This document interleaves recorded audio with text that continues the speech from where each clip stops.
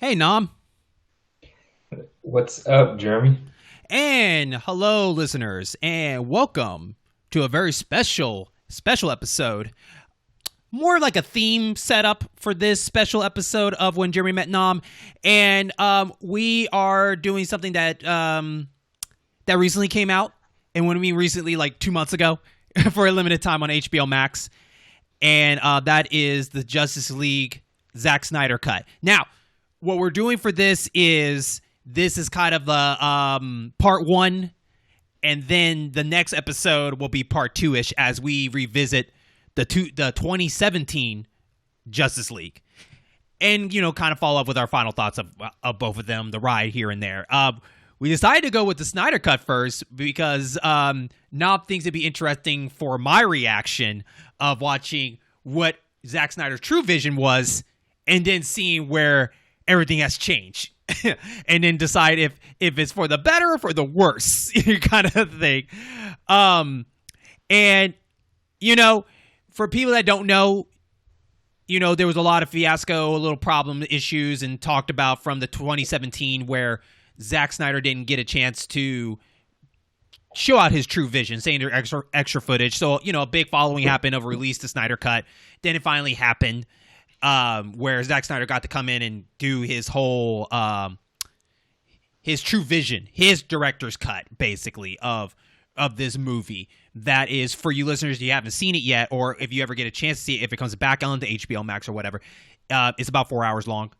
Lot of Justice League in this film, and we are not going to do a trailer talk. We're going to go straight into just kind of this movie talk and just kind of have fun with it and whatnot. And Nam, anything you want to add before we kind of get this adventure going? Yeah, I mean, we did want to hit up the Snyder Cut because I'm pretty sure that's kind of the craze during this time, and for a lot of people, the big push on the Snyder Cut. And it's one of the things that we finally get to see a director's vision. So it's an interesting concept, and plus, since I've seen the 2017 Justice League and Jeremy hasn't, it was also an interesting conversation too because I don't really remember the 2017 Justice League. Okay. So in some senses, this is just coming in with brand new eyes and just kind of seeing what we felt about this movie and how we'll feel about this movie compared to the next movie, which I'm sure a lot of you guys are out there feeling the same way. So maybe we'll match up with what you got to say, but we'll see how we go from here. Yeah. So just to kind of set out the playing field, this is been the path of Zack Snyder, right? From the beginning of Superman to Batman versus Superman, and then now Justice League. And, if you haven't seen a Zack Snyder film, most of the time it's a very flashy movie, I guess is the best way to put it, for now.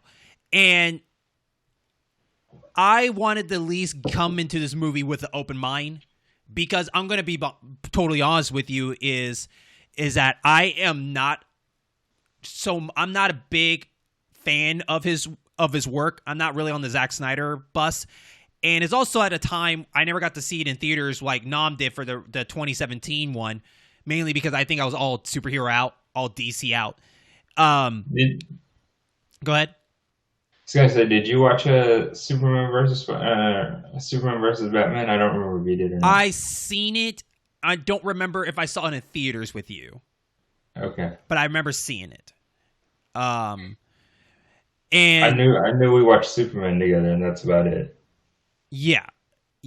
So no, then if that's the case, then no, we did watch Batman and Superman together. I didn't watch Yeah, Superman with anybody. yeah. So No, we watched Superman together. okay, was it maybe not in theaters? Maybe we just watched it at like chilled No, it out. was in theaters. It was in theaters because we talked about how Superman snapped the dude's neck. Oh, okay, all right. Anyways, so the road to Snyder is it's been interesting as he's been in charge of kind of leading the ship for the new DC heroes. And I guess the question I want to start with is through this road, Nom, as we go from Superman, Batman versus Superman, now through this Snyder cut, the question is do you want to see a continuation of his vision if a chance of a third or a fourth or a fifth, which he mentioned that it was meant to be a 5-part movie saga, basically. So from after watching this movie and short side before we go into discussion, do you want to see more of his ideal path? Vision. Yeah, his own vision. So before I get into that one, I think a lot of people have mixed ideas on how we felt about how they felt about the setup to the Justice League, and I will give my opinion just to kind of let you guys know, kind of how I went into this movie and what my answer is going to be, because I wasn't really a fan of the setup with the Superman movie, which, you can argue either way. A lot of people can argue either way it was a good movie or a bad movie to them. I wasn't a fan of that movie, nor was I a fan of Batman vs. Superman.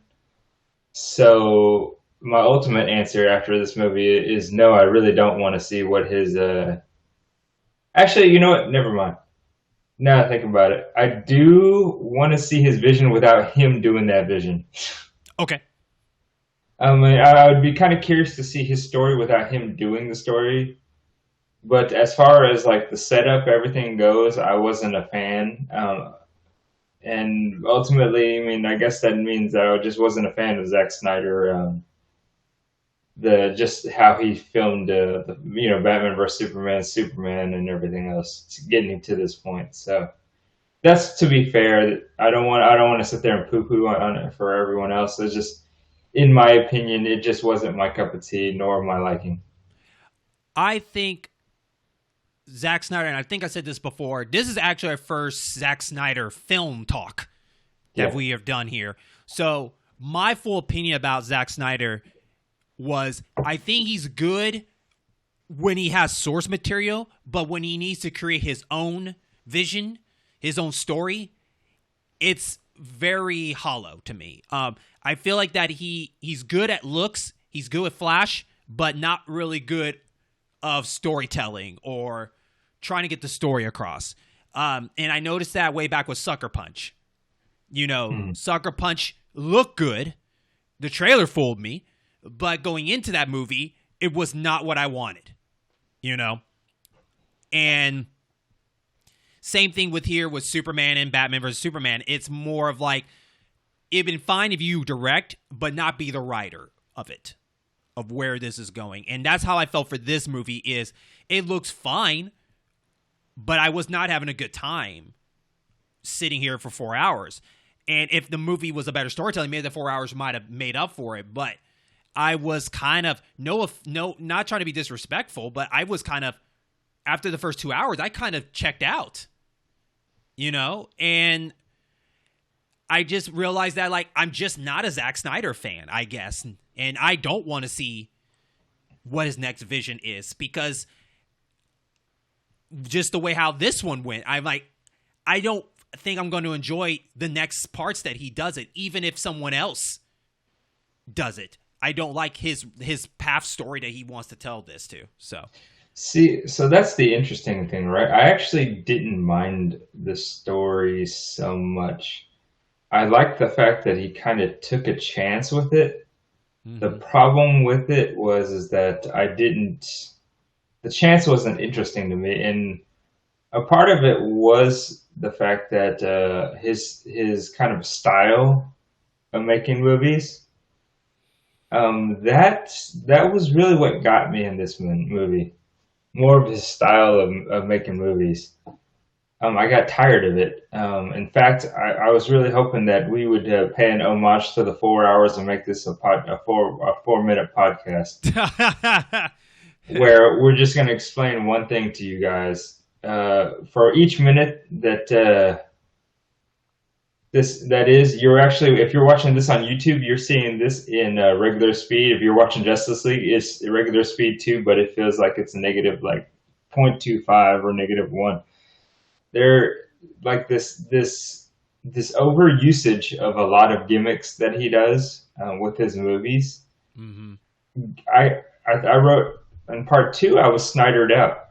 I was done. Like part two of the movie, because it just was too much Snyder for me, and the story itself, with a little bit more of emphasis on Cyborg, was an interesting take. I think that was a gamble that they ended up taking, right?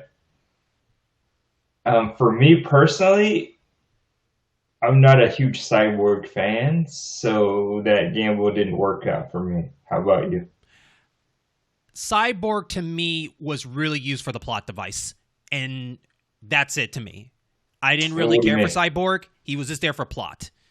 Even learning his backstory, it was a very sad generic story of an accident. And I wish that Snyder went a little bit more crazier with Cyborg's story that the comic portrayed. But it's whatever. But he wasn't that interesting to me. And so I realized that I just sat back and like, he's just a plot device. He's there for this particular reason because he's connected to these the mother box in some shape or form, right? Yeah. I don't know if I necessarily agree that he was the plot device, just because Snyder's already come out and said that this movie was meant to be kind of an origin story for Cyborg. Was meant to be more focused on the origin story of Cyborg. But to me, then that's he's still the plot. If it's him, he's still the plot. Yeah. So that's what I'm saying. I think he's just there for the plot device. He's just there to help move the story. Well, I mean, a plot device is just to move the story, right? But for it to be like the main thing is kind of what Zack Snyder was pushing. I guess I didn't see that vision. I just thought he was just there to be there, because he was connected to the mother box.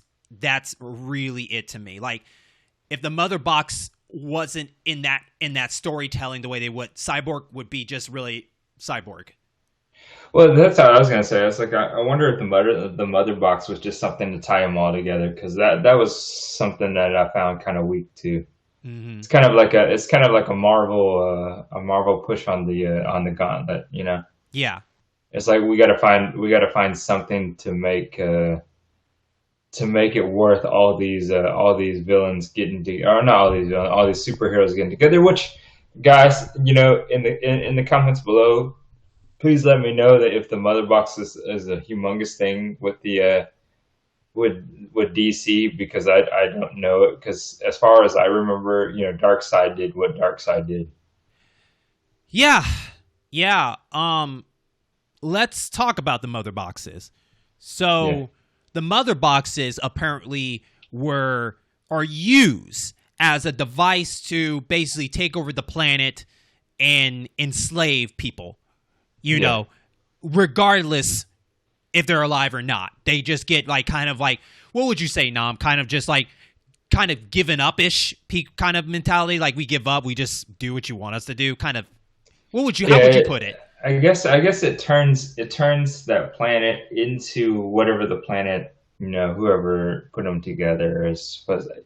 It was very uninteresting, I guess, for me. Yeah, so they create this mother box, but then, you know, a group of all these warriors came. We're talking about God, I'm gonna say the water people wrong. That Atlanteans. Yeah, Atlanteans, and then the Amazons, and then you have the old gods that come in and stop Darkseid and his army of people. I'm gonna tell you straight up, that backstory was not convincing to me. That backstory made no sense. Say what? I feel that backstory made no sense. Yeah, I honestly think, for me personally, a couple of things that took away from me I didn't like. One, I didn't want Darkseid to be revealed like that. I didn't want to be revealed that he attempted to try one time and then didn't try for thousands of years. Mm-hmm. It didn't work for me, and it ruined his reveal. I wanted him to be the reveal, like, when it's his first time coming to Earth, is his first time, and it's like, holy crap, who's this guy? Not where people know who he was and tells a story about it. I didn't like that. And you have all these people from basically 1,000 years that came and stopped him. And then it doesn't make sense to me that they're not coming back to help the Justice League stop Steppenwolf, which I think Steppenwolf could have been beaten like easier if everybody came together for it. It just didn't convince me why what's stopping from the leftovers of Amazons and the, and Aquaman and his people all helping them out. I feel like they just really want to focus on Justice League only, and that's fine. But if you didn't include this backstory, then it makes sense they wouldn't come. But now they are. I feel like the whole world's is at risk. Everybody should be coming in to help them out. And it just didn't make sense. Like, leave it to us and Superman to do it. I don't know, man. It just ruined that feeling for me when they did that backstory that way. And I was just not enjoying it. And on the fact that Darkseid, maybe I'm biased. Maybe it's because Justice League Unlimited and the cartoons ruined it for me. I didn't like how they wanted to make Darkseid feel like a brute. I wanted him to be a very intelligent person when he came down, where he's like coming down off of that ship and he's studying everybody. And he says, this world's going to be mine. Not this whole yelling and brutish kind of sound to me. I was not feeling that because Darkseid, I was fearing Darkseid because he was very intelligent and he was very knowledgeable. He knows things that more than you didn't know kind of mentality. And I guess I was not happy the way they did him that. And his look. His look could have been a little better. But, yeah. His look wasn't too bad. I was thinking worse, but it wasn't too bad. Mm-hmm. I personally didn't think too bad because I agree. I think with you, you also didn't like the way Thanos looked in the Marvel. I liked him. I did like him in that. Did you? Okay, yeah, I thought you didn't. I liked him in Marvel. I wish he wore his outfit, but he was fine. Okay. Yeah. Okay. Gotcha. Yeah. Yeah. Like I was gonna say, the whole story about the mother boxes, the three protectors, the Earth, or the humans, the Atlanteans, and then the Amazonians. Mm-hmm. Like they were talking about how the gods and everything come down to fight, and I'm like, so where are the gods now? Yeah. It's not like if you're a god, it's not like Zeus dies just like randomly. It's like the story you didn't tell what happened to Zeus and all of them. It's like if this is the story, then why aren't they down there to help? And as far as the Atlanteans is concerned, I can understand where you're coming from. I think there was kind of a throwaway scene where they talked about how his brother, was it his brother? Aquaman's brother was. He was the new ruler, I think. Yeah, was the new ruler was trying to keep out of it or whatnot. It was a very throwaway scene. It wasn't like a. It wasn't like a very good oh okay. Well, it's like.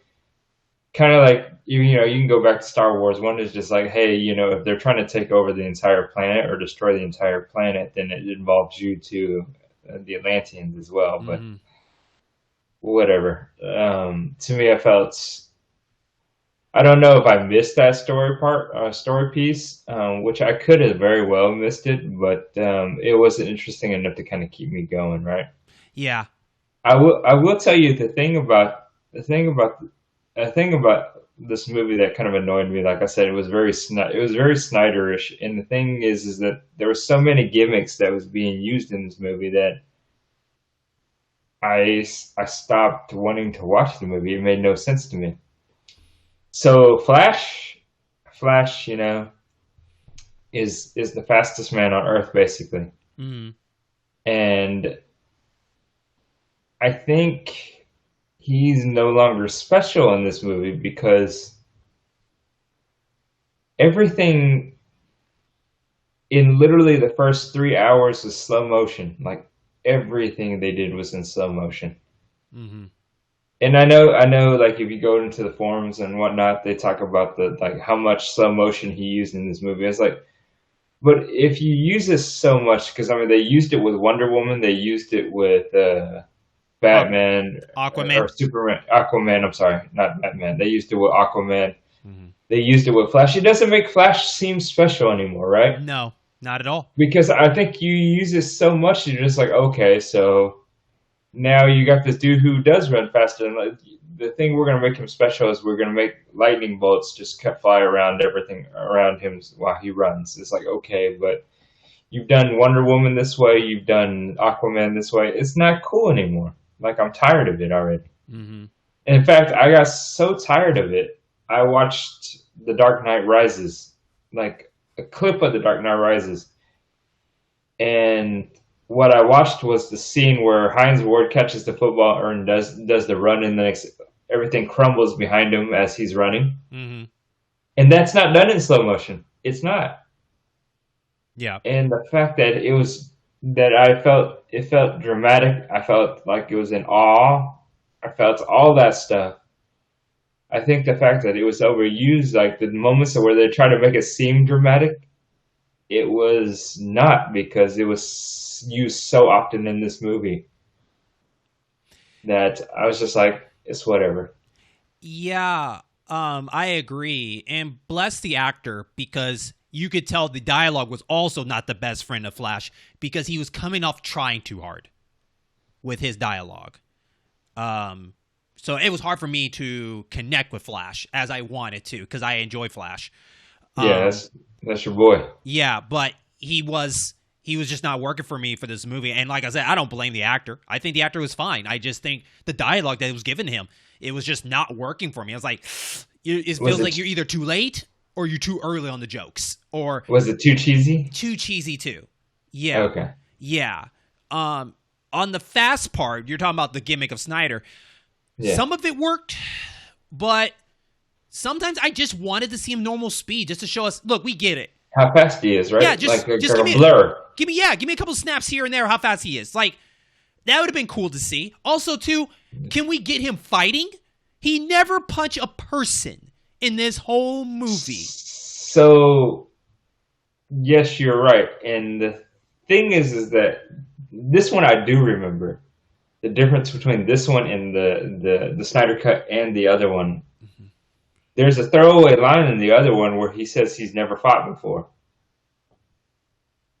And I think they didn't say anything here about it. But I remember that because it was like, okay, yeah, all right. I still think he throw a punch. Yeah, but that's what I'm saying. Like, I agree with you. Because I was waiting for that in particular to come up, was that he talked about not being able to fight, like he didn't know how to fight. He just ran. Mm-hmm. But they never set that up, like, at all in this movie. Like, at all. Not even a throwaway line. It's like you assume somebody knows how to punch, and especially going at that speed, that throwing a punch would actually just, it's like all you have to do is hit a person, right? Because you're already moving fast enough. Yeah. Even an explanation on why he doesn't want to do that, or he's hesitant of fighting because, it might harm him because of it. Something to let you know that he can't do what you want him to do, because we're so trained to know that he does that, and like everything else. And I agree with that. But also, too, I do believe in evolving. Through at one point, I don't even care, it was at the end of the finale where they all took down the tower. He could have started evolving better as, I'm going to have to throw a fist eventually. I'm going to have to go in there and fight. Like, something to encourage him more, instead of like, I'm still going to be your energy when you need me, and I'll come in and touch you. Kind of thing. And I was just more like, now you're just a side guy. Because you could have been special compared to Aquaman, to me, was kind of useless to the whole movie to me. I think he was there more for looks and all stuff, but he did nothing for me in this movie either. Aquaman really didn't do... Aquaman, for a person that says he's better by himself and doing all this stuff, he really didn't do anything in this movie to make me shine to him. Like, oh, that was awesome. He was there really because... I felt like he was forcing himself to be there, even though he didn't want to be there. And I felt like, dude, you didn't need to be here. I don't know why they invited you, kind of feel.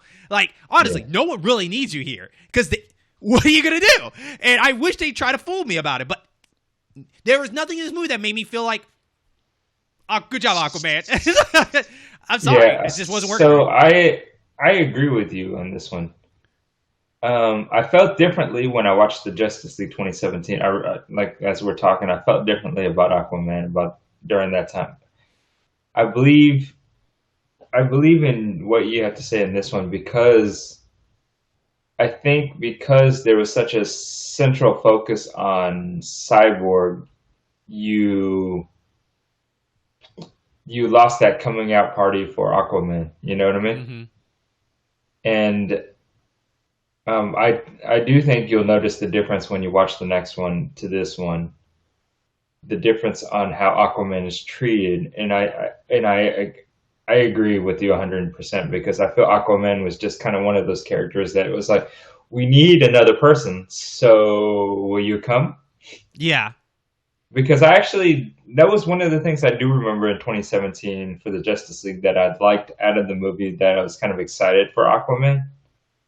And in this one, I didn't. Like, it maybe because I already knew what Aquaman was, but it was just kind of like, I think this one was supposed to be kind of like his coming out party because we hadn't seen Aquaman in anything, you know? Yeah, and you know how I feel about Aquaman, like, through the time. Yeah. Like, I'm not a big Aquaman fan. I feel like he's just kind of used to the team.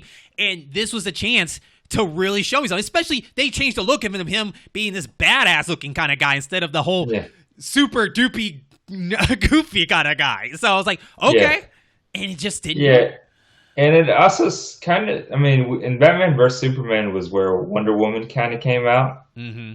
And in this one, Wonder Woman, I think she played a pretty pivotal part as far as a leader amongst the group, minus Batman, who was still just kind of like holding back.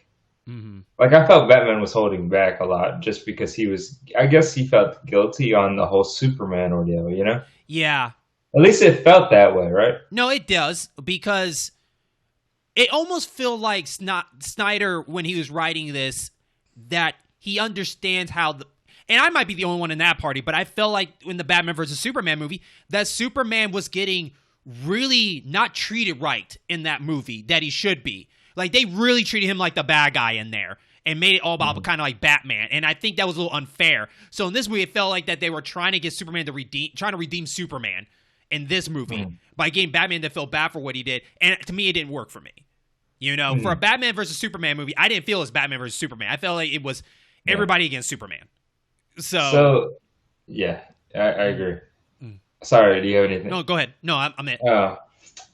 So I will say this, though, and we'll never get it. I have been very critical with Batman's character the last few Batmans, honestly, with whether it be Christian Bale, Ben Affleck, or Robert Pattinson, which I'm gonna officially say I take back everything I have to say about all those guys. Without Zack Snyder directing that movie, would have been interested in seeing what Ben Affleck could have done with Bruce Wayne and Batman. Okay. Himself, and I'm only saying that is because I don't really want another Batman movie with Ben Affleck right now, or at all, really. But I said, if I were to, I feel like he's going to go in and go out without a fair shake. Right. I agree with that. That's how I personally feel about that. It's like, I would be okay if, like, somewhere down the line, if you were wanting to set up the Batman Beyond series, and you wanted to have like kind of like a precursor with Ben Affleck's Batman, setting that all up without you knowing that it's a setup for Batman Beyond, Yeah. I would be interested in seeing Ben Affleck do this, because I didn't hate him, and I didn't love him, but I felt like he didn't get a fair shake. So can you give me personally an example of Batman not really getting a fair shake? Because I feel like Batman, maybe you would argue he was the anchor.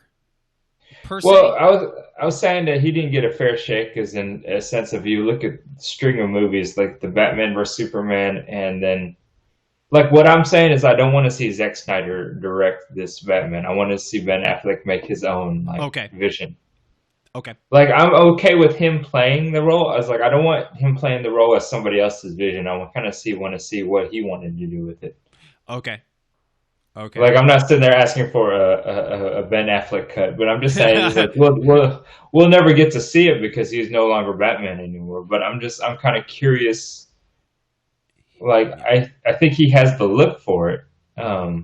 Whether or not you agreed about the bat suit because it was kind of pretty big and bulky, but I think he has the look for it, and he may maybe not have been like my favorite as far as like Matt Damon and Ben Affleck is concerned, but I mean he's a good actor, and I would be kind of curious to see what he would do if he were to do something, but we'll never get to see it. It's interesting in this movie though that he did take a back seat Yeah, in this whole film, focusing on trying to form this team that he got his kind of a moment towards the end with the back car and everything like that.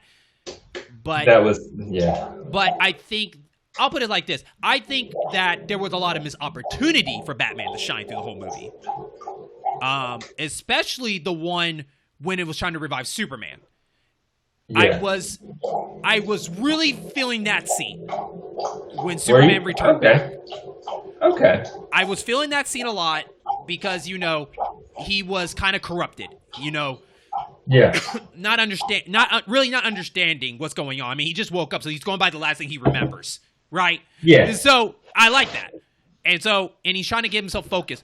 The missed opportunity for me is that Batman. I think that they dropped the ball of how Batman should have been more prepared for that situation instead of being scared when he come towards him. To me personally, I honestly thought when he was pinned to the car and he was down on the ground, Superman's getting closer. I don't know, maybe not, it was just me. I felt like that he was going to pull out kryptonite. And he's like, I've been waiting for this. Something there that gave him that one moment, like I just in case I brought this or something like that. But that he just kind of got scared. And I was like, that's a bit of a missed opportunity for me because I don't see Batman being scared on that point. I think he would be more prepared. He wouldn't have told everybody to pull the trigger, do all stuff if he didn't have a backup plan in his head.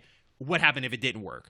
And I don't know. I just felt like that this Batman, this movie, Batman was winging a lot of stuff instead of being prepared for certain things. So I wondered about that too because I thought about the kryptonite thing, but listen to what I'm thinking psychologically, right? Okay. So you had to. It's like Superman, because right now in the situation that they're in a lose-lose situation, right? Mm-hmm. Let's be honest with ourselves. They're in a lose-lose situation because ultimately, besides Cyborg, because that's just how his system is set up. Apparently, he has no control over. Mm-hmm. That was the thing, right? You couldn't really do anything to Superman in a sense as you didn't want to harm him because you don't want to give him a reason to think that you're the bad guy.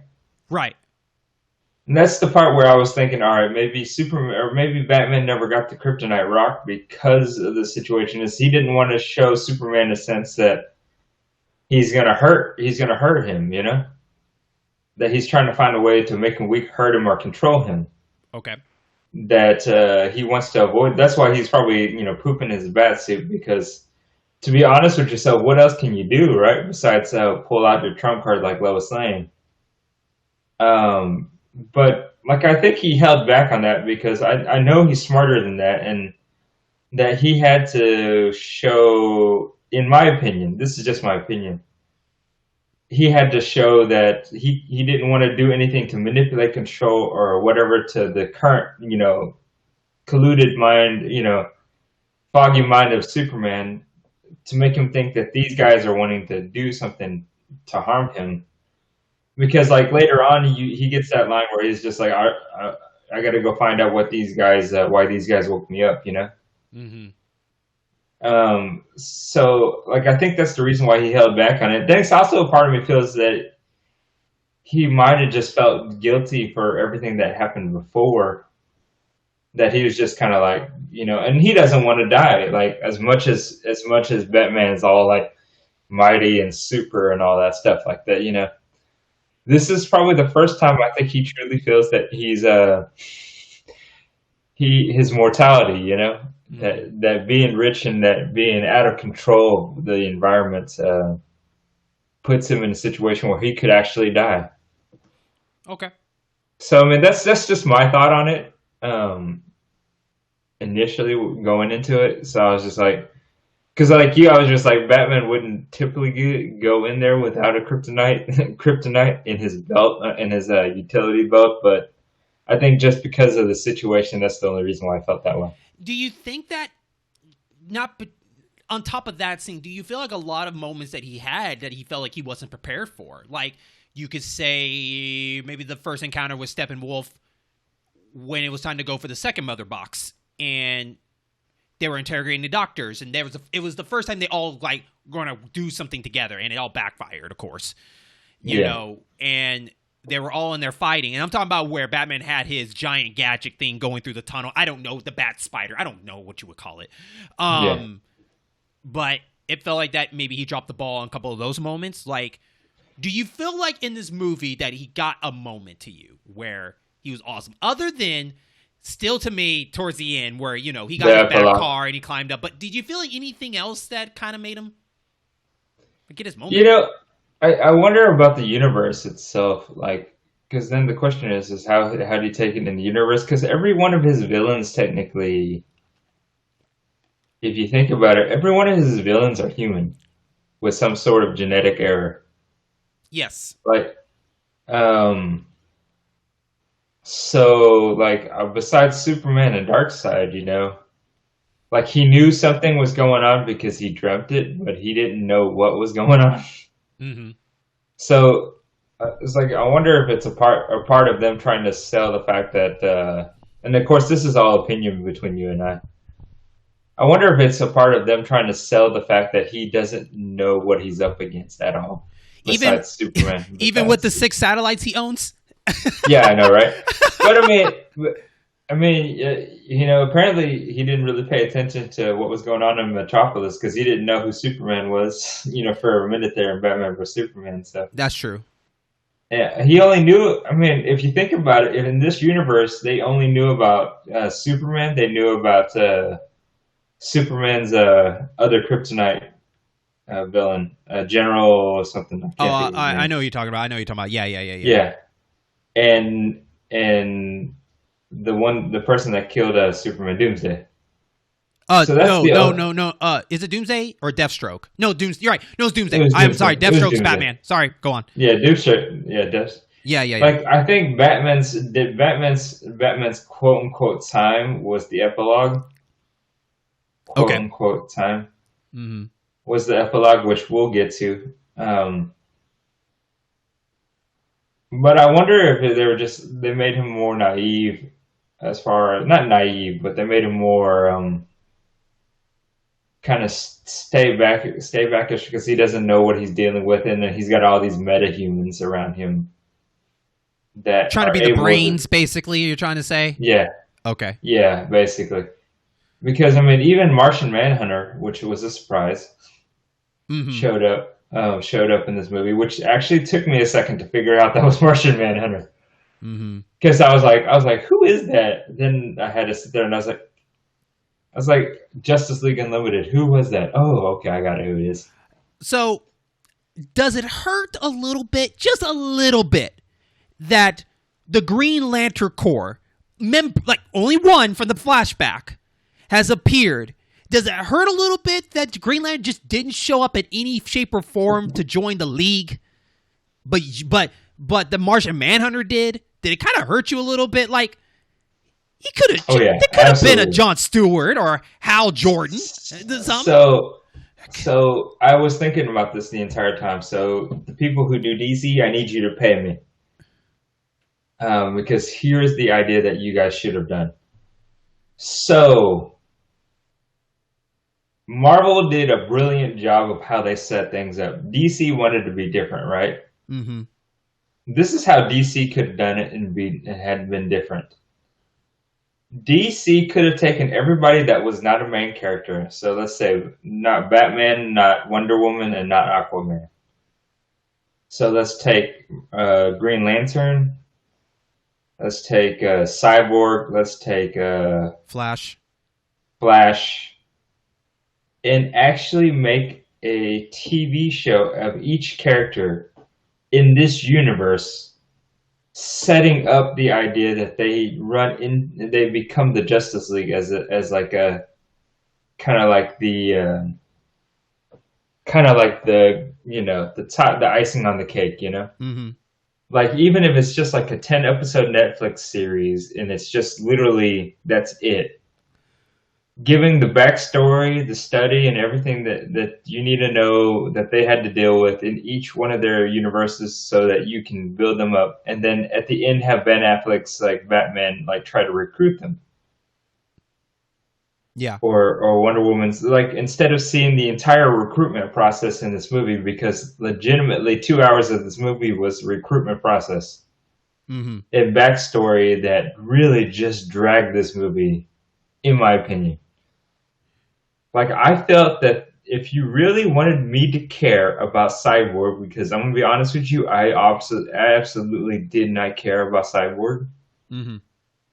I think you could have made a 10 to 20 episode, like, side story episode, like, TV show that was an Amazon exclusive, Netflix exclusive, whatever, on the DC stream service, and found a way to mainstream it and get me more interested in it. Because I mean, I agree, Marvel has done a great job, and so has Disney has done a great job of like making you care about the Mandalorian, made you care about WandaVision, made you care about like like the other guys. It's like, you don't have to see all these guys in the big screen. You can see these guys in the TV show and then accumulate as a big event. Did you mean Mandarin, not Mandalorian?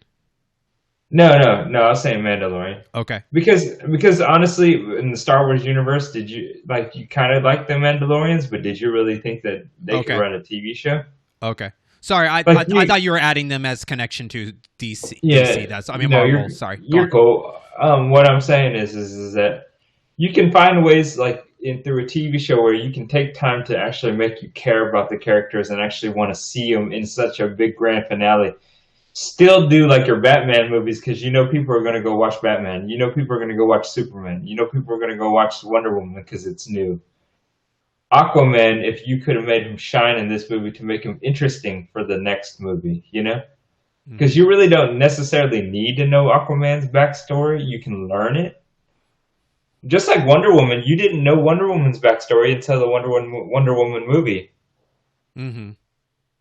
Which was actually fun, though, because Wonder Woman teased a lot of her stuff in this movie. Though there was never a conversation about how Ben Affleck's Bruce Wayne and Wonder Woman kind of flirted with each other in this movie. I thought it was in Batman and Superman they flirted. I thought. Yeah, they did. Yeah. But it's like you don't see that in any of the other Wonder Woman movies. Oh, because of course those are way in the past, right? Well, not 1984. Okay, I haven't seen that one yet. Okay, I guess 1984 is in the past. So yeah, you're right. So, it is somewhat in the past. So the timeline, you're probably right on that. I honestly think it would have been better as a Green Lantern than a Cyborg, because at least you get somebody that's been out in space, somehow crashed down here to warn them that Darkseid is taking over planets as we go, and you need to have a team prepared for this. Oh yeah, that's what I mean. It's like if you did a Green Lantern TV show with Martian Manhunter being part of it, saying it's like Earth is going to need help or something like that. Yeah, no, I get the TV show idea. I'm just saying if they couldn't do that and they just wanted to do this as Justice League movie, that was enough to kind of get it better than saying he came down here one time at one point and then all of a sudden he just decided not to deal with it until later. Which makes no sense, right? Because once the Green Lantern dies, there's another one that goes and takes over protecting the Earth again. Right. And how interesting would it be if, let's say, a Green Lantern crashed down here and he died? Actually, funny story, the Ryan Reynolds story had that intro, right? Where a Green Lantern died and then that ring flew off to somebody else and with him. That could have been Jon Stewart in this movie, as he's trying to learn to deal with this power. Or he goes through the trials and comes back. I don't know how much money, I don't know how much room that would be. But if you had to just cut corners, it could have been Jon Stewart coming back to Earth to warn Batman, the Ben Affleck, that, hey, Darkseid is coming. We need to get a team together. Because You know, they sent me here because we're fighting it right now and we're losing. You know, or something like that. Instead of making Cyborg this idea.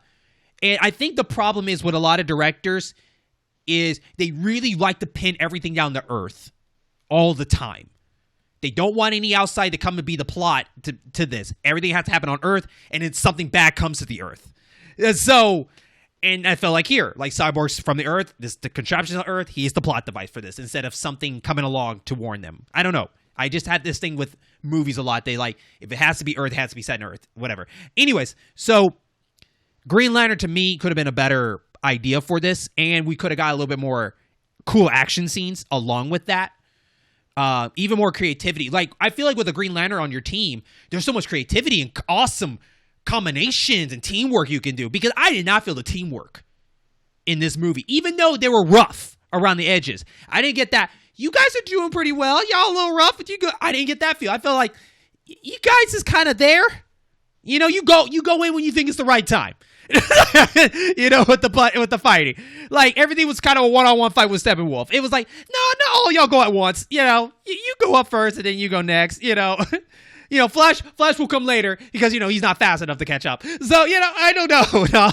I just felt like that you didn't get that teamwork towards the end either, as they were saying they're divided and they're supposed to kind of come together at some point. I still didn't get the teamwork whatsoever in this film. I didn't get the vibe for it. I felt like that Wonder Woman was the one that was getting the best scenes. And I'm going to tell you what, at the beginning of her moment, I was kind of weirded out at the beginning because I couldn't specify, okay, how fast are you to block all that stuff? Like, I didn't know you had speed. I didn't remember seeing that much speed in the other Wonder Woman. So, like, where does this come from? You know, like, and I could be wrong. Maybe she has super speed. But everybody needs to stop having super speed because you're making Flash look worse. But her in that beginning, her blocking all those bullets stuff, was like, okay, I get it. And to that point, Nam, her theme music got on my nerves. Like, every time it came up for a split second, I always kept saying to myself, like, I get it. Okay, I get it. Yeah. So I'm glad you brought that up. So I'm not saying Zack Snyder is a bad director. I'm just saying, for me, I'm just tired of. I guess he's doing too many things that I'm just tired of staring at. And this one that you mentioned is the kicker. I hate his soundtracks. Mm-hmm. Absolutely hate his soundtracks. Every time I hear the music that he decides to, I don't know if it's just the particular person that he hires and he's just like, I need this, and this in it. But every time I listen to his, to the soundtracks, like the songs that really kind of hit hard in his movies, I just don't feel it. I'm not feeling it. Yeah, I wasn't feeling it when Aquaman had his moment in that song, slow motion. The Flash, his moment is like, these songs are just, why? Why do these have to be the super slow motion kind of songs? You know? Yeah. But Wonder Woman took the cake because it was towards the end where it played like 3 or 4 times. I'm like, I get it. I get it, guys. Yes, she's an Amazon woman. I get it. It's like, they just really want to make sure, like, hey, she's awesome. Remember that kind of moments. Yeah. And, you know, like, oh, I get it. Like, I don't hear Batman get his song. I didn't hear Aquaman. You know? I didn't get the if Batman gets the song, I tell you what, Zack Snyder, if you would have played The End is the Beginning is the End by the Smashing Pumpkins, I would have popped. I would have been like, all right, kudos to you. I like that song. Oh, Batman and Robin. But, okay. I mean, they even have a slow version of the song just for you, Zack Snyder, just for you. You can listen to it. Yeah, I agree with you. It's just the music took me out of the movie.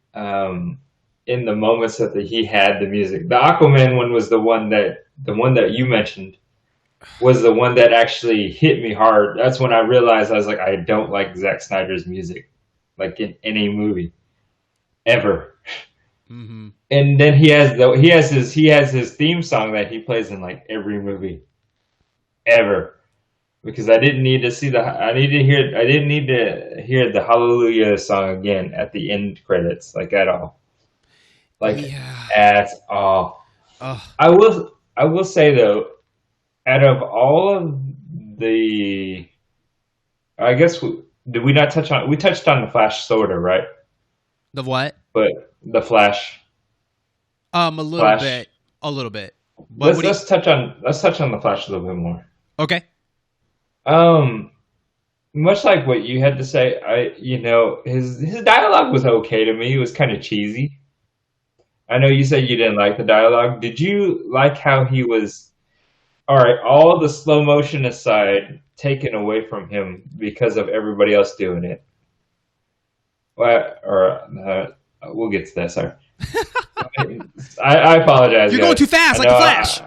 I know I'm all over the place. Let me go on this real quick. Okay. To answer, to kind of continue with Wonder Woman on what you had to say, she is fast enough to block the bullets and stuff like that, but like for her to have like the Chun-Li kick fast is kind of weird. Where like just one part of her body is just moving really fast, you know? Yeah, I didn't like the camera shots. They like one moment she's like boom fast, boom slow, boom fast. Within the 10 seconds of that bomb blowing up was not believable to me. Yeah. It's like, I don't believe this. I don't believe, because you're not that fast as you think you're portraying Wonder Woman is. You know, if you gave her 30 seconds, I let it slide. But 10 seconds and she looks back and 3 seconds only passed, I'm like, I have questions. This is the intro thing. And I'm glad that the Wonder Woman movie came after this movie. Just absolutely glad. Because, I think she was cool in this movie, and I liked her in this movie, and I liked her in Batman vs Superman. And Gal Gadot is an absolutely gorgeous woman, and very talented too as well. I think the overkill on some of the effects and stuff like that just kind of makes it lose its luster. It really does. Like with Aquaman, the same way. It's like it kind of lost its luster after a while. I like these guys. I don't necessarily need to see them. They have their moments, but it's like I feel like the moments and the things that they try to do to make it look really cool, they take away from those characters because it's not unique anymore, And the main reason is because the movie's too long. You're hanging out with these people too long that they're losing their sparkle, right? If this was tightened up, like maybe 3 hours, that might be a good number for the time being. But that extra hour really made them kind of dull. Like you're in your mind, like, okay, what else you got? Because you guys are rehashing the same ideas over again. How many times are you gonna bang your braces? Your braces. How many times are you going to do that? Aquaman, how many times are you going to spike somebody with the trident? Flash, how many times are you going to go in slow motion? Batman, how many times you're going to do, it just, the 4 hours hurt. Yeah, I also think too, with the 4 hours too, is that I think Marvel does a good job of making all their individual characters look and feel like individual characters, right? Mm-hmm. Because the fighting styles between Wonder Woman, Aquaman, and I would say more or less like the Flash and stuff like that, they all seem the same. That's what made the Wonder Woman. That's why I'm so glad that the Wonder Woman movie came after this movie, because once going back into, I watched the Wonder Woman movie, and then watched this, I think to myself, like, she doesn't.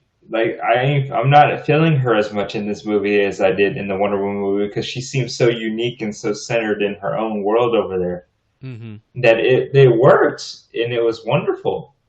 And in this is like, yes, she's cool, but she's doing the same, or there's no different than watching Aquaman do the same thing with the trident, just in a different version of it.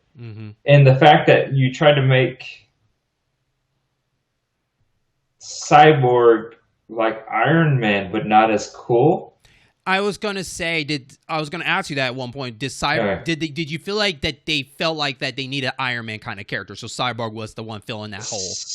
Yeah. So because I guess Batman's not gonna be that one. Cyborg could work like an Iron Man. The problem is Cyborg doesn't have the personality, doesn't have anything redeeming about Iron Man that we like about Iron Man. Mm-hmm. I would argue that Teen Titans gives you more fun and more personality with Cyborg. And Cyborg maybe isn't meant to be that kind of character. That's fine. I am fine with that. But I'm just saying that it's like Batman. Mm-hmm. Batman has more personality than Cyborg. The only thing I would argue about it is Cyborg's situation was recent. So he's going through the punch. He's going through through the phases. Yeah.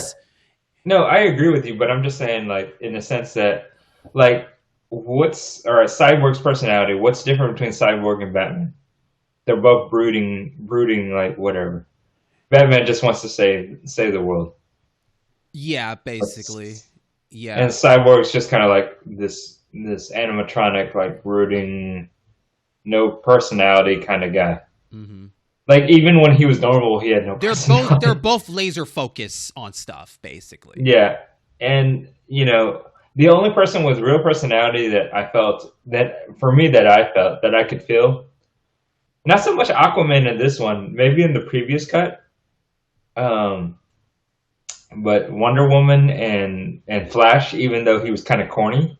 But he showed something different, So let's go ahead and talk about the Flash as we did a brief about his, the slow motion and stuff. But him alone, like I said before, I don't blame the actor for this. Yeah, the dialogue just didn't work for me. There was charm, but it just felt like that the moments that he wanted to be charmed just weren't hitting the right marks for me in the moment that the movie was going. There wasn't a moment where it was time for him to be funny. I guess maybe that's the situation too. Like, there wasn't a moment for him to really be funny. Even when he got moments like going around the table meeting and figuring out how they're going to get the mother box open and all this stuff, just there was nothing there. Or the fact that, like, right when he got recruited by Batman, he's like, I'm in, let's go. I did like the reason why he eats a lot. That was cool. Yeah, that was funny. I like that. Did I wish that was continue on through the movie? Yes. But it didn't. It would have been funny, like, he was eating food before he goes into the next big battle or something like that.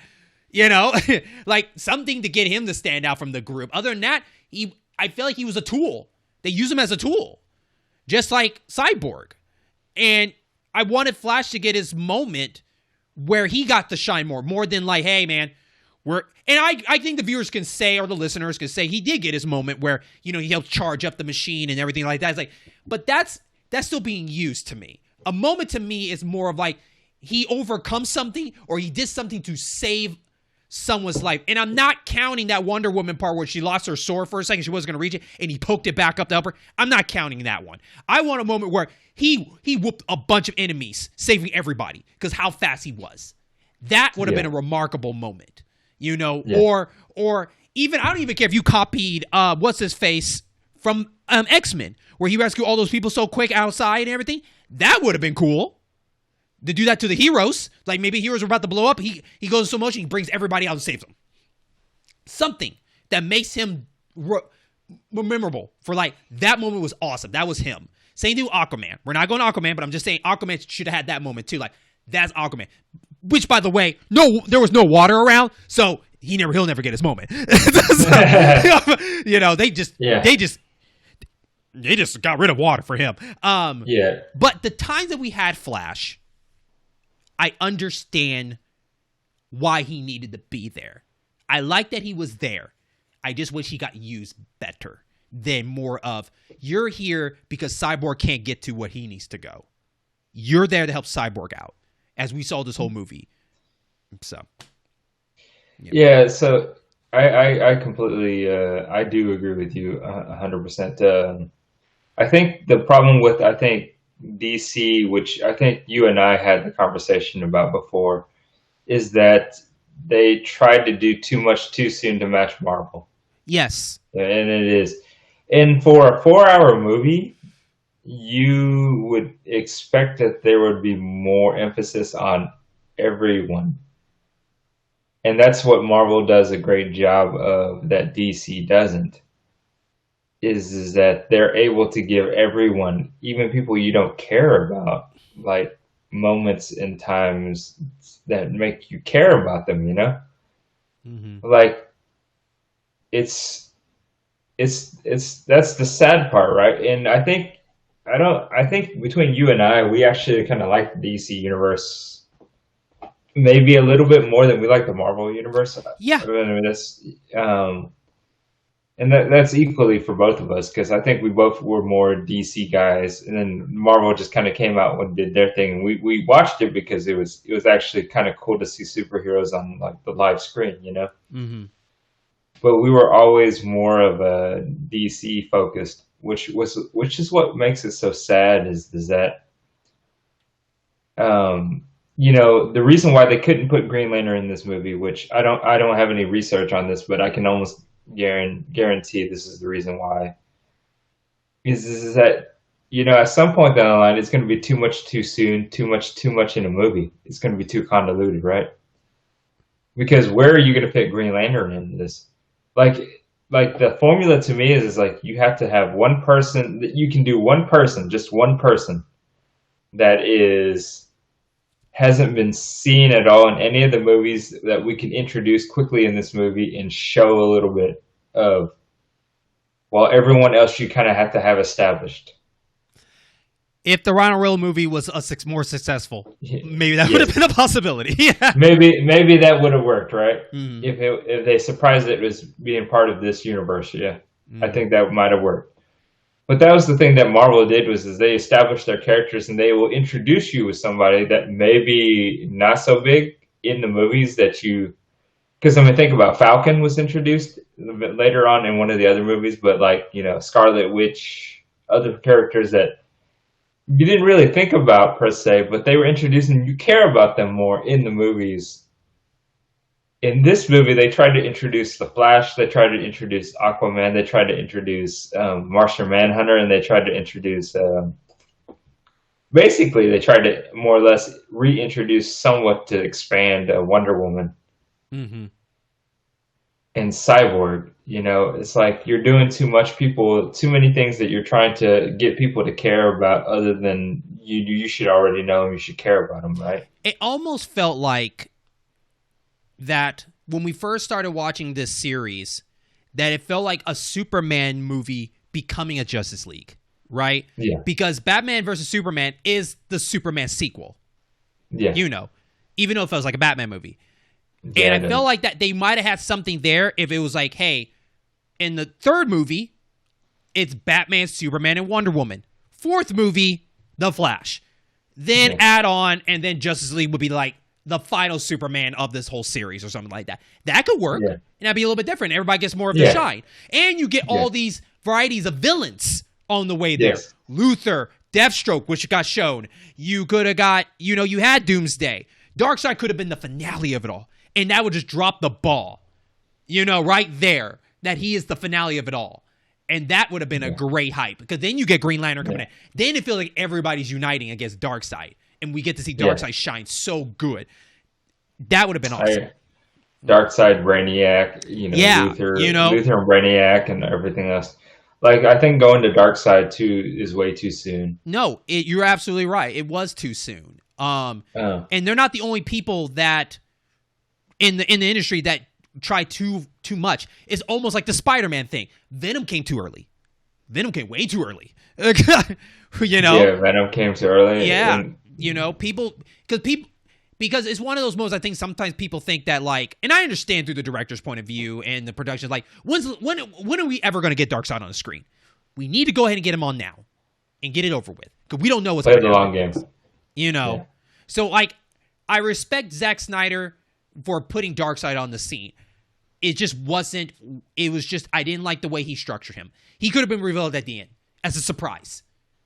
You know, like they did at the end when Steppenwolf got killed, right? Yeah. But not the way they did a flashback of it. I didn't want him to be revealed like that. Yeah. I mean, yeah, I agree with you. And the mother boxes, I'm glad that the mother boxes are out of the equation now because we don't need to see a replay of the Gauntlet or the Gauntlet and Thanos. I mean, I really would like to see a villain be a villain where they're just so dominant that you kind of want to see them getting taken down, you know? And with that being said, how do we feel about Steppenwolf? Yeah. So Steppenwolf, if you want to talk about plot devices, he's the plot device. Okay. Someone's there just to get ready for the next movie or so. Like he's just a throwaway guy, right? I like Steppenwolf.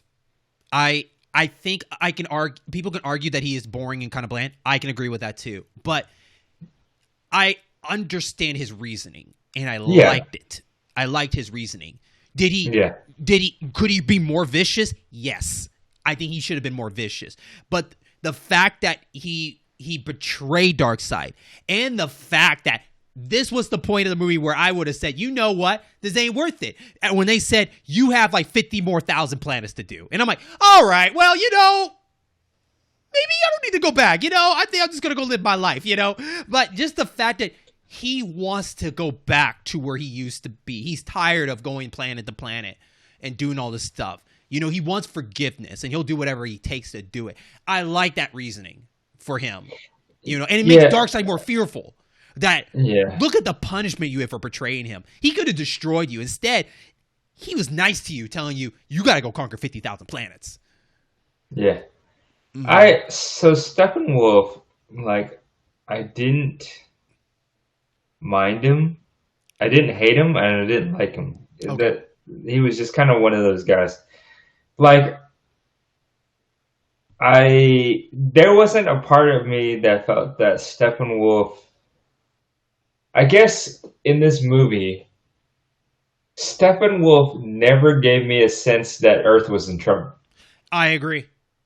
And but the movie but the heroes made it more troubling than it should be, right? Yeah, exactly, right? The stupid heroes, if they didn't get in the way. But that was the thing, right? Do you feel that there was a need? Because ultimately, this was a Superman movie. I mean, I feel like it's the third Superman movie. Yes. Yeah, because it's just like Superman stopped Steppenwolf. That was about it. Yep.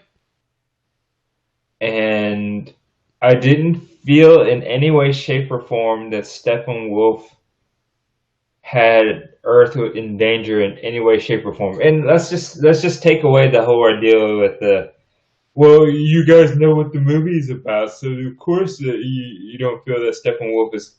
The idea is it's supposed to be a story that sells you, me, and every one of you guys to believe that, oh crap, there could be a possibility that Earth is gone. The fact that Thanos snapped and destroyed and got rid of 50% of the universe, you believed in that movie that there was a chance that this could happen, right? Mm-hmm. I never felt one moment in this movie that Steppenwolf was going to succeed because you brought in Darkseid. Because I knew Darkseid was going to show up at some point down the line, that there never felt like the story made me suspend my disbelief that there was a chance that there was some sort of dark doom and gloom. Because everyone and their mom and dad was like, oh, hey, I ain't going to say this, but you all are thinking it. And then Cyborg with the cool little animation thing. Should have been the Red Queen, and the Red Queen would look over and be like, you're all going to die here. Well, the main reason is, the reason why Avengers worked out so well, because the movie won and lost. Yeah. This movie, no one lost, except for Cyborg's dad, that sacrificed himself to get them ahead where he goes. But no one in the main cast died. No one special enough for you. It's too early for it to happen. Right? You brought Superman back. But to me, Superman, if that's the case, Superman should have died in this movie. Because it was not enough in Batman and Superman for me anyways, because you already shaped him for me to hate him. Yeah. Technically. But in this movie, you didn't, that's probably the reason why, Nom. You didn't feel like Earth was going to die because no one important died to give you that mindset of like, oh crap, Steppenwolf is powerful. Yeah, because if Superman died and Darkseid was coming, then you'd sit there and be like, okay. Yeah. Okay. Stuff is going to happen. It's like they're going to have to try to get Superman back because there's no way. They're going to need more people, you know? Mm-hmm. There was nothing, like Superman died and Steppenwolf came in and they were like, the whole race was to get Superman back. And once we got Superman back, it was like, all right, so it's even now. And don't get me wrong, in this movie, Justice League, Zack Snyder's movie, and even the 27th, they did a good job of making Superman. They redeemed Superman. Yes. In my opinion. From Batman vs. Superman. They completely redeemed Superman. Yes. But again, like you said before, there was nothing in this movie that made me feel that Steppenwolf was going to do anything that would threaten this movie, because once Superman came back, you were just kind of like, it's over. Yeah. It's over. Yeah. Superman had the best comeback. Like, that scene was if I was bored, that brought me back in for maybe another 30 minutes to see where it was going to go next. You know? Because that part was awesome. Like, that was cool. Superman's appearance made every other character useless. And that sucks. Yeah, that sucks. Yeah, it did. It sucks because the fact that, like, when Flash started running and then then Superman just kind of turned and looked at him, I was like, Flash, why are you here? You know? Why are you here, man? Like, I'm sorry. But in 5 seconds, he showed you how fast he was. He froze somebody's weapon. And it's like, you guys could go home. Just tell them what's going on. Yeah, exactly, right? It's just like, at this point, it's over, right? And I mean, it's like the Captain Marvel in DC or in Marvel, right?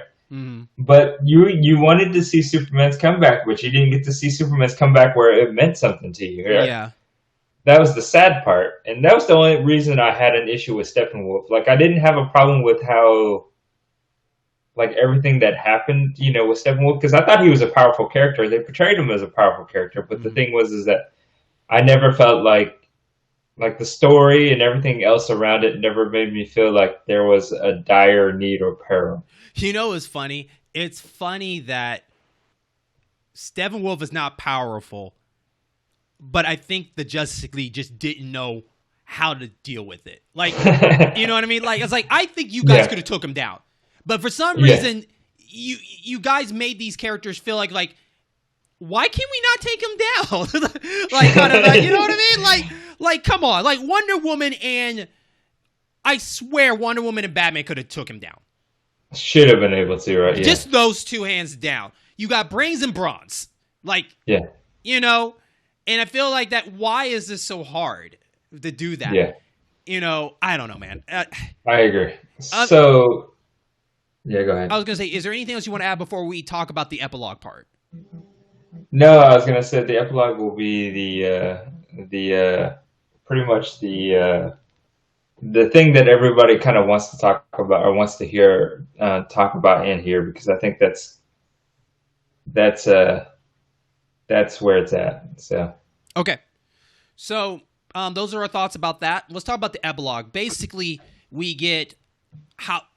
One scene is basically, I feel like it's an after credit moment. And then the next epilogue scene is basically, what would the second movie look like? Okay. So let's talk about the part that feels like it'd be an after credit scene, a bonus scene, where we see Luthor on this yacht. He escaped from prison. Basically, someone in the prison he switched places with.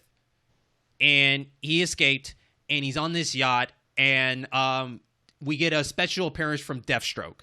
And it's revealed that he's there because Lex Luthor has a special information for him that could help him get Batman by telling him what his real name is. Now, Nam, to you, what's your thoughts about that scene? And was that scene really that important to you?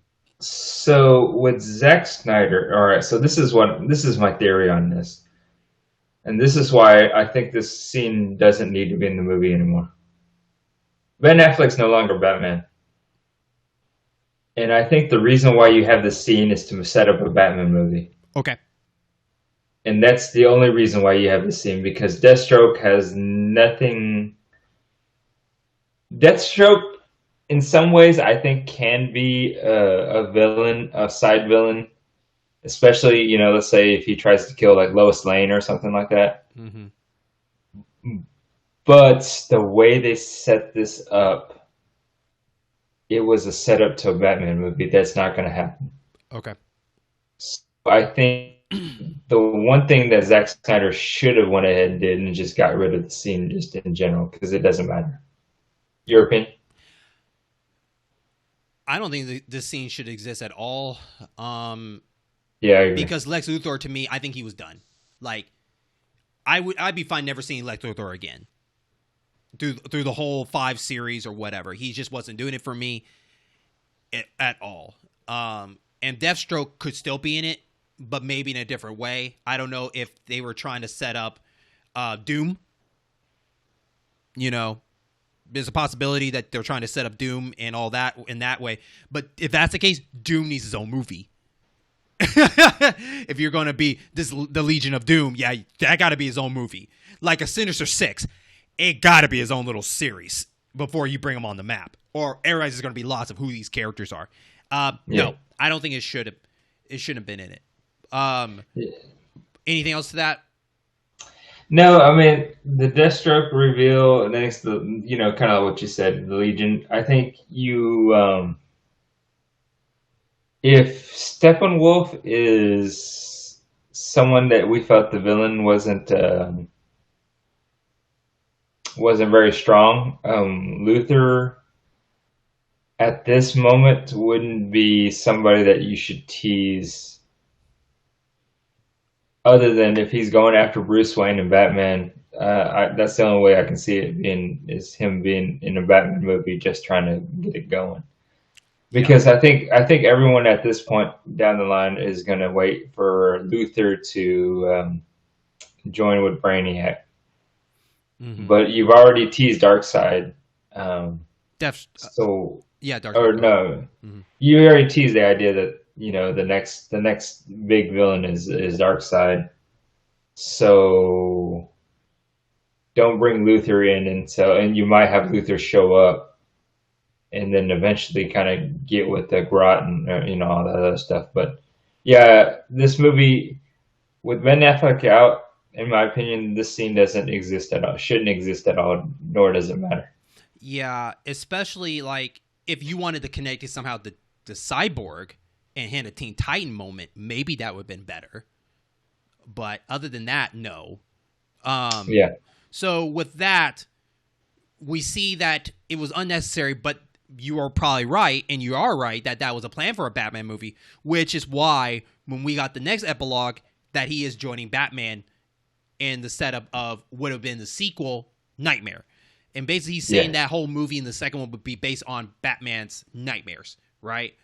Where we get the look of the survivors that was Batman, Flash, I'm going to just call her Aqua Girl for the hell of it, I don't know her name. Yeah. And Deathstroke, along with Nam's favorite Joker, Jared Leto's Joker.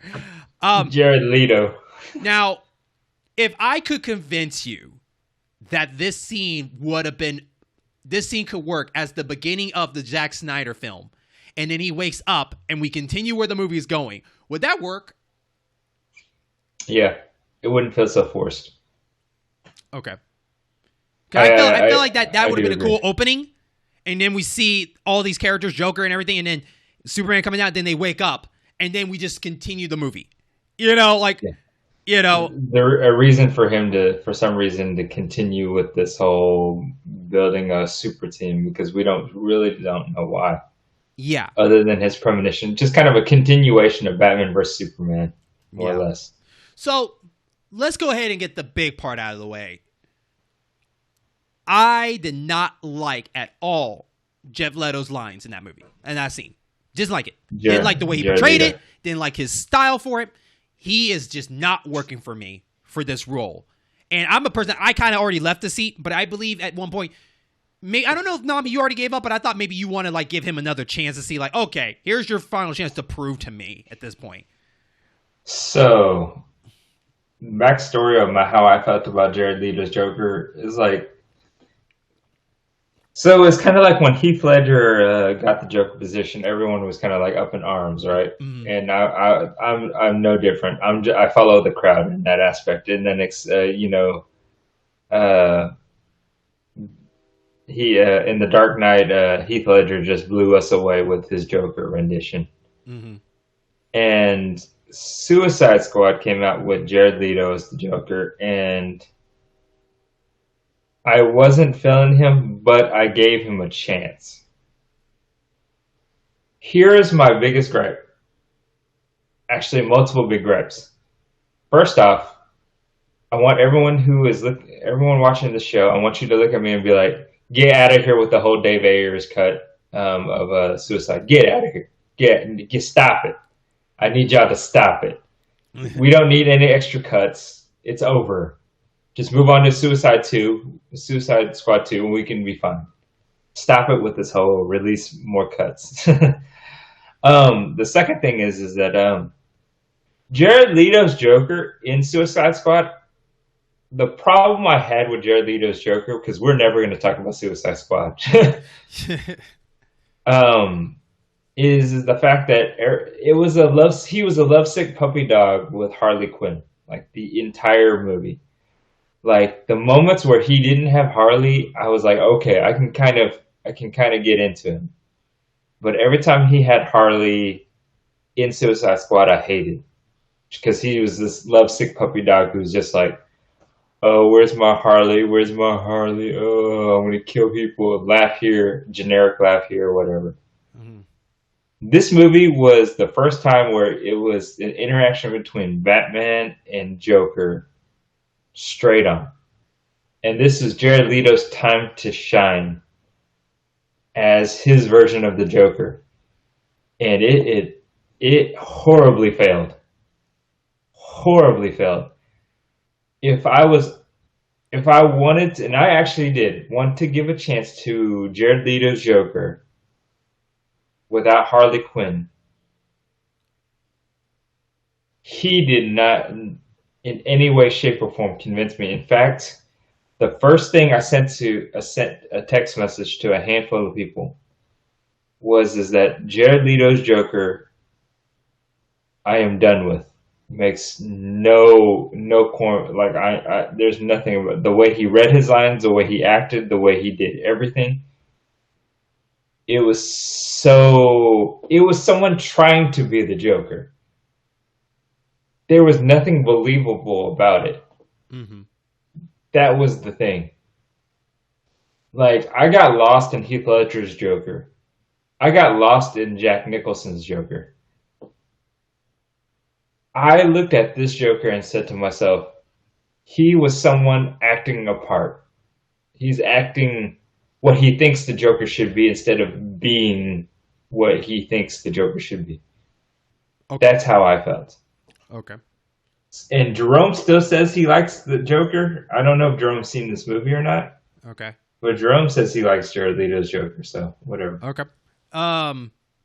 No, it just wasn't doing it for me. I was off the bus a long time ago, and this was not going to change my mind to come back to him.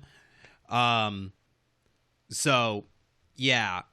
Overall, the Nightmare is interesting, and I'm intrigued by it, but not enough that I want to see a whole movie of it.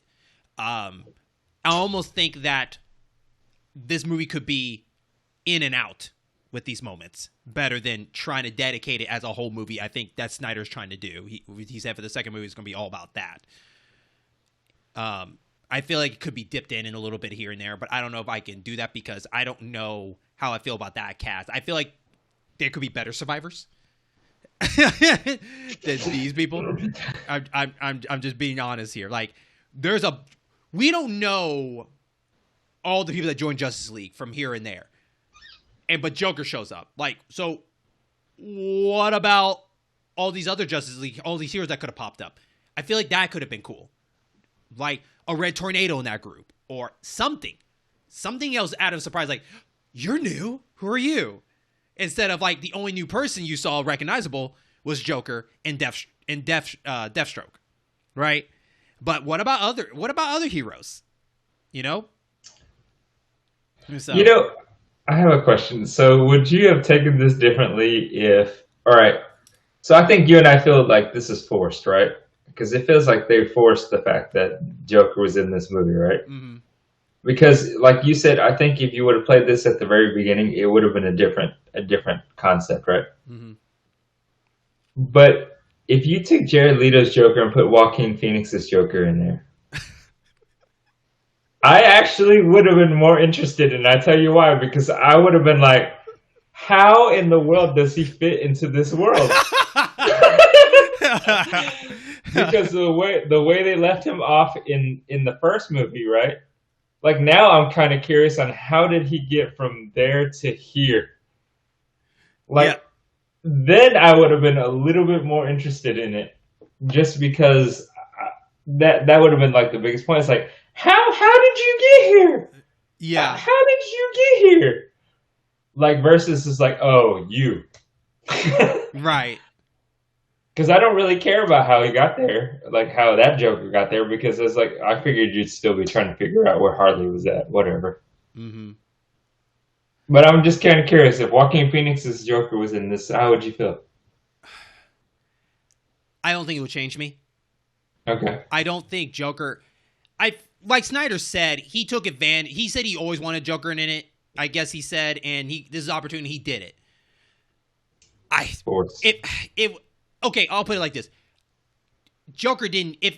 Joker would have been better as a surprise than be part of that group. Yeah. You know? Like, you could have, like, a Joker gang or something like that. He's the leader of a gang or something of Jokers. Shout out to Beyond. But you could have something like that. I would have replaced it with somebody else. Also, too, maybe that would be a good time to have a Green Lantern in there somewhere. You know, surprise people like, oh, Green Lantern are part of the universe. So, like, maybe a Green Lantern should be in there somehow. But, I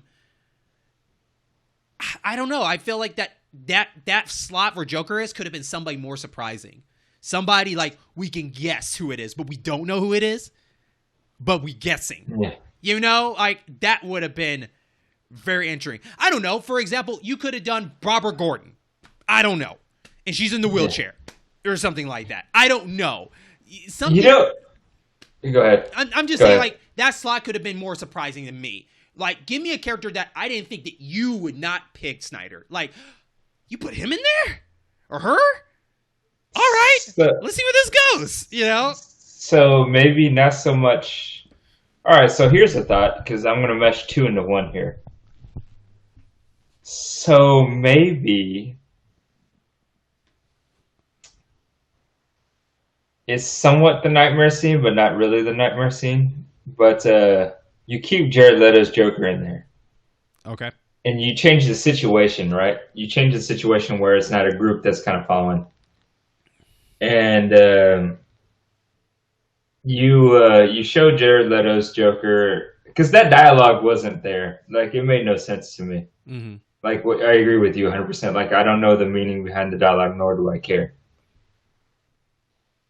But you find out that it's not Jared Leto. Like, eventually it turns out, like, you know, like Jared Leto, like Joker disappears somehow, like disappears. And you see the Joker turn into Martian Manhunter, kind of like Lois did. And it's a reveal that Martian Manhunter is doing this to in your mind, you're just be like, so why is Martian Manhunter really trying to make Batman, like, do what he's doing, you know? Yeah. Kind of like a puppeteer. Because this will go into our next part, obviously. The Martian Manhunter reintroduction scene. So I think this would be different than what they did with Martian Manhunter, and we'll talk about what we felt about Martian Manhunter too. But you know, what would you feel if Jared Leto became Martian Manhunter, and it was kind of like a Martian Manhunter manipulative play? It'd be different, but intriguing, right? That's what I want. I want to be intrigued. Like, what is your method behind this? Why are you doing this to Batman? Yeah. You're supposed to be his friend, right? In that aspect, So what's your motive here? Could he be the one that triggered Flash to go back and warn Batman about Lois Lane? So that could be a trigger to that too. I don't know. I think it'd be more of a trigger if Martian Manhunter got brainwashed and he was Superman. And it's like, what? Martian Manhunter is that powerful? That's funny. Yeah, but so we don't have too much time. But Martian Manhunter, he didn't need to be in it. Live with it and live without it, right? Yeah, I didn't care. I didn't care. Like you were there to convince. Like it's almost like were you there to kind of predict something to get Lois Lane to come out of the house to be at this moment or something like that? I don't know. But you were there for Lois Lane, I guess, and and to me it was like, okay, could you use your time for something else? Probably, because I'm pretty sure, honestly, you knew a lot of things were going on, but you're one of those people that like to sit and watch and just like, where is this gonna go? Like it would have made more sense to me that Batman was the reason why Lois Lane was there versus Martian Manhunter. Yeah. So, like, the Martian Manhunter I would be a pleasant surprise to me because that was kind of cool that I saw him. Mm-hmm. But whether or not if I could have did the entire movie without Martian Manhunter, it's true. Like what you said, we could have did this movie without Martian Manhunter, and the fact that he showed up at the very end of in the epilogue to talk to Bruce about it. Why? Mm-hmm. Why? Why does it matter? Are you is that just more fan service now? I mean, it almost feels like it. It almost feels like the epilogue. Honestly, the epilogue doesn't need to be there now that you and I are having this discussion. Because we don't think the reveal of Lex Luthor and Deathstroke makes any sense anymore. Mm-hmm. Martian Manhunter makes no sense. Doesn't need to be in there. And the Jared Leto one, it can be in there, but probably could have been placed. Yes, but that's the thing about Epilogue, right? Epilogue to me is more towards the audience. Do you want to see where I'm going with this? Let the money talk, kind of thing. That's what I feel like with any epilogue of any movie, show, or anything like that. It's more, do you like what you're seeing? Do you want to see more? And that's up to the people, which Warner Brothers said they're probably not going to be a continuation of this, but but anything is possible because we got a Snyder cut. So if a lot of people demand it, that can take over the other canon of the movie. I don't know. I don't want to predict the future. And honestly, like I said before, I don't want to see his continue of this vision, but that's what I think his epilogue's here for, to show you this was what he was planning to do next. Are you intrigued by it? And do you want to see more of that? So I get why, but since it's not going to happen, it is pointless. But he's not going to get a chance. You don't want it to happen, right? Yeah, he wanted his 4 hours. He wanted to get everything he could get out there before he'll never touch the series again. And I give him credit for that. Like, hey man, do you? Like, if you want to get it all out here, all you want, because you don't know when you're ever going to get another chance again. So, yeah. But in this conversation, we're not going to get another one. It is pointless. So, all right. So awards, let's go. Yes, let's get to the awards. Yes, before this show becomes 4 hours. All right, I'll go first. So my award's called. Ooh, this is my favorite part. You know the movie. It breaks down parts for you through the whole movie. So what's your favorite part? The nominees are 1, 2, 3, 4, 5, 6. Epilogue. So 7 awards. Prologue, epilogue. Yeah. So my favorite award has to be part 4, when Superman gets revived. And that part is so awesome because that's the part that tuned me in the most in the movie. Bringing Superman back and really giving him redemption and really showing how powerful he really is at that time. I loved every moment that he was in it. The moment everybody was attacking him, the moment he was walking the Batman and everybody was coming at him. And he was like, the best part was the headbutt. Best part of that whole thing. That was awesome. That was a little different. Yeah. That was awesome. When Wonder Woman had butted him and he's like, all right. Boom. Yeah.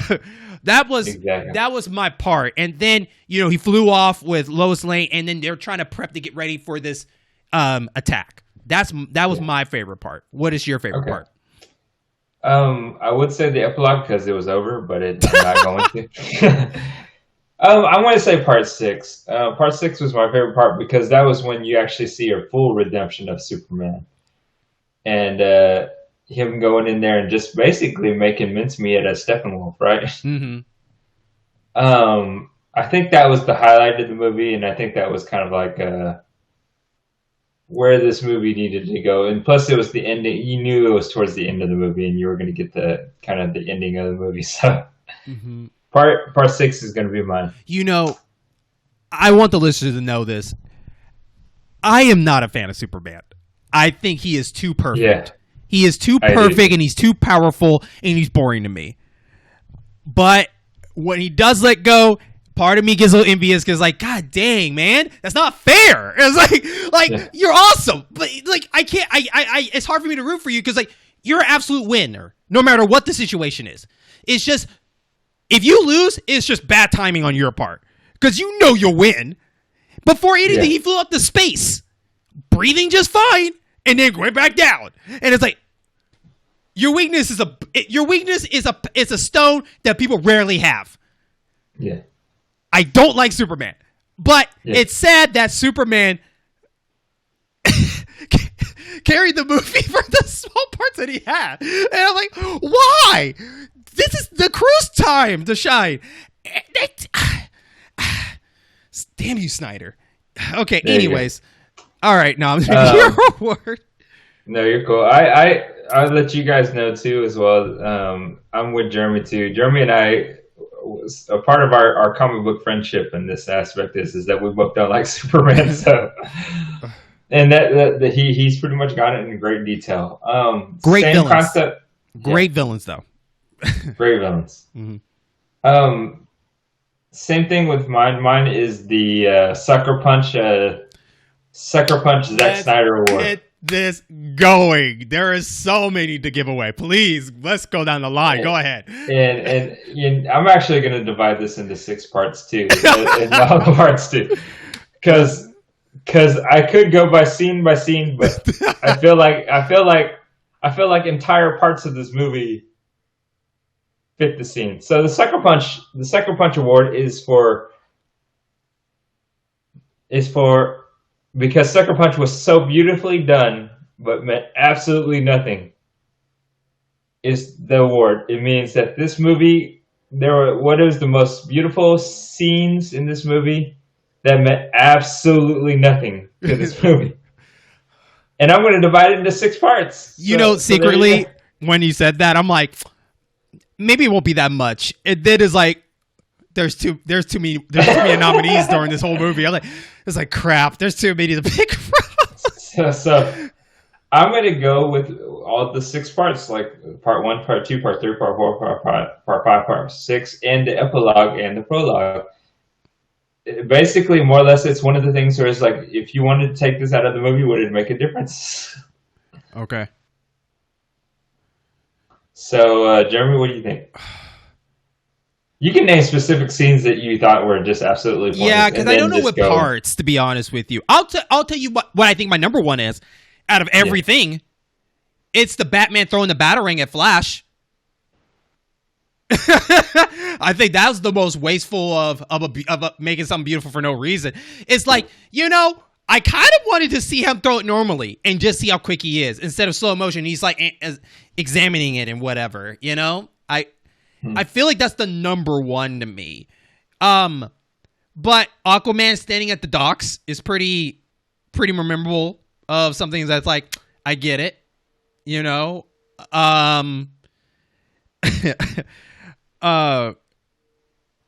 those are like my top 2 also, because I feel like even going after Superman were in slow motion, but at least it was rewarding that they lost it.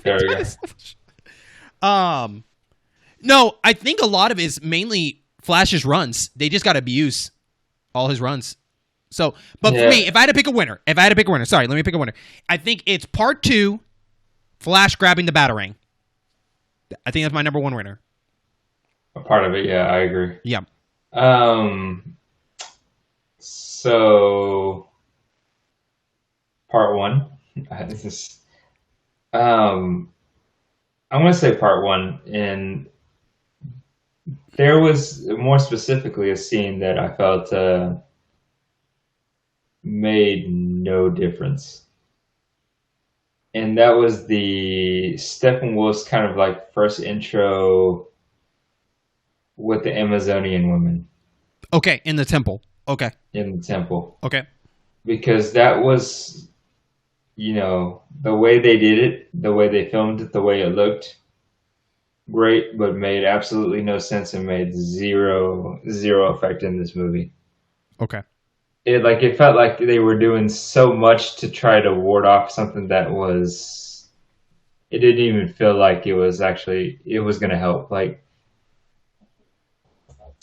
the fighting and everything else that was going on, and that they thought that caving in this cave was going to stop Steppenwolf and all these bugs from getting out of a cave that's caved in. Mm-hmm. Like, why?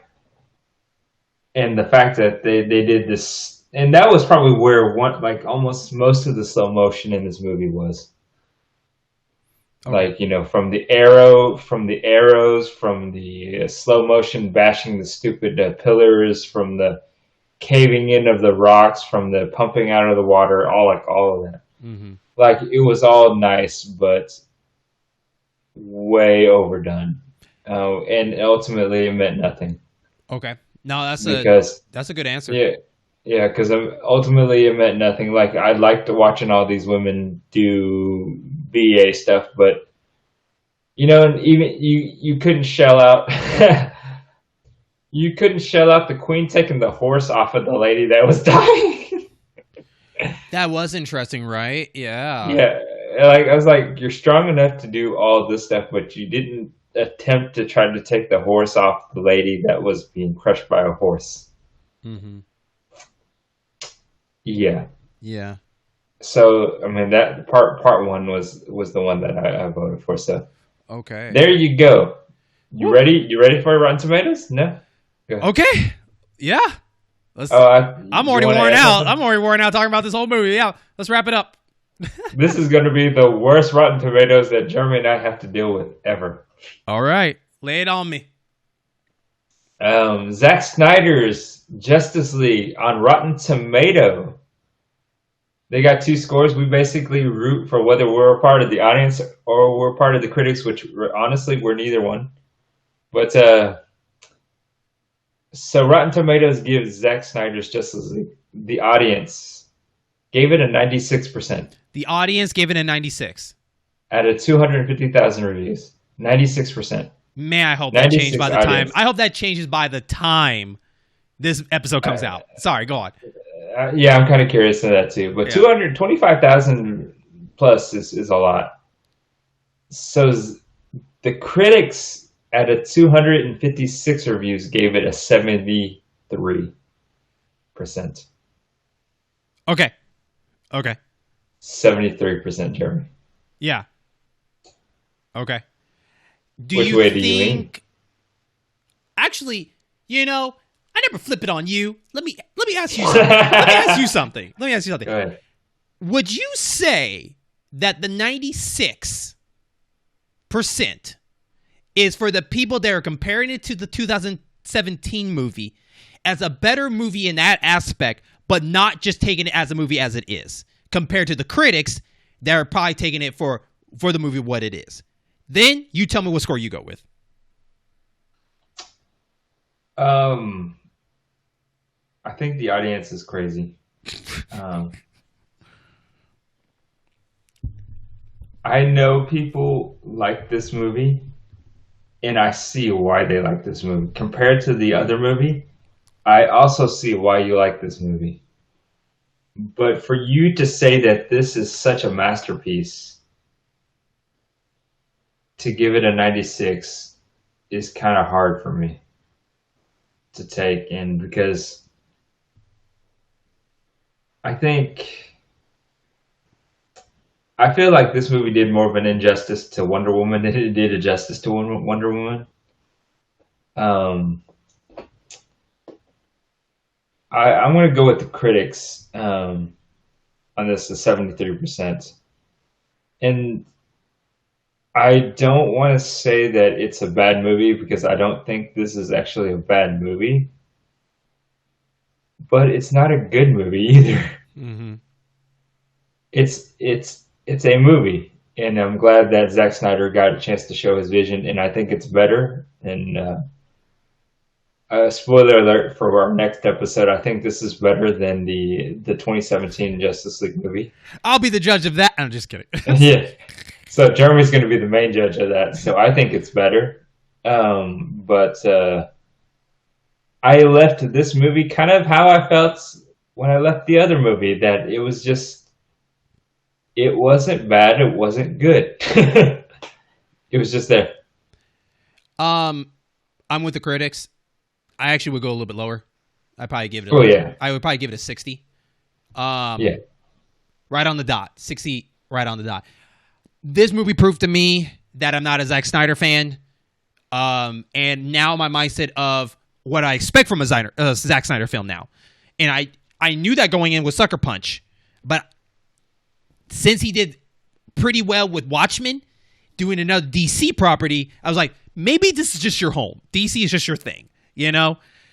Didn't work for me for Superman. Didn't work for me Batman vs. Superman. This is his final cut. Like you said before, I respect it. But it still didn't do it for me. It's still flashy, but no substance.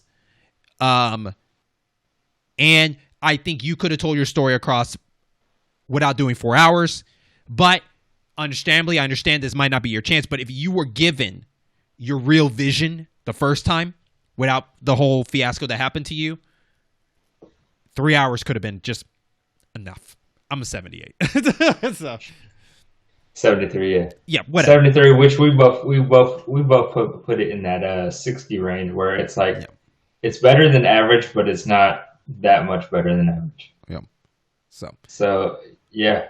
All right. Absolutely. So as you know, this is part of the In-Game Boss program and Network Gaming and other variety shows. Remember that this is only part one, as we give you a month that is the Justice League. So after this one, the next episode will be me for the first time and Non's return to the 2017, as we will discuss how we feel about that movie, along with did this movie do bad? I can't even say that with a full sentence. Which version is better to us? I'm pretty sure you know the answer of that question is going to be. But mainly, what do I think when we come back to this? And what is Nam going to be thinking about re-seeing this movie again? As we are going to be revisiting this movie again. Basically, we're watching this movie twice now, right? It's kind of weird, right? But it's going to be fun. So, as you know, if you're on YouTube, leave a comment down below. Tell us your thoughts, your process, everything. We love to hear your thoughts. Tell us if we're right or wrong. What do you think of the show and everything like that. If you remember on Facebook and Twitter, you can visit us there. In-Game Boss Program, @ProgramIn. Okay? We have a Linktree who goes there. For our listeners, thank you so much for listening to us. And hopefully you enjoyed this episode, and you will definitely enjoy the next episode. And we will catch you on the next episode.